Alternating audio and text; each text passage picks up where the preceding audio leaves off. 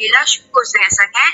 Gigi saya yang berlubang ni dah tak sakit. Orang kata tak ngilu dah, dan best sangat boleh makan aiskrim. Dan juga testimoni untuk anak saya juga yang ni, 2-3 hari tu dia demam.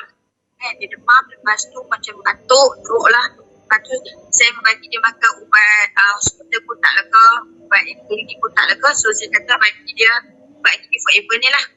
Saya sudah telan. Dalam beberapa jam tu saya tak dengar dah dia batuk. Bersyukur sangat tu. Kata ubat gigi ni memang terbaik lah kan. Jadi kata macam kita nak, orang kata faham senang kan. Orang semua pakai ubat gigi kan. Yang tu lah orang kata kesyukuran saya.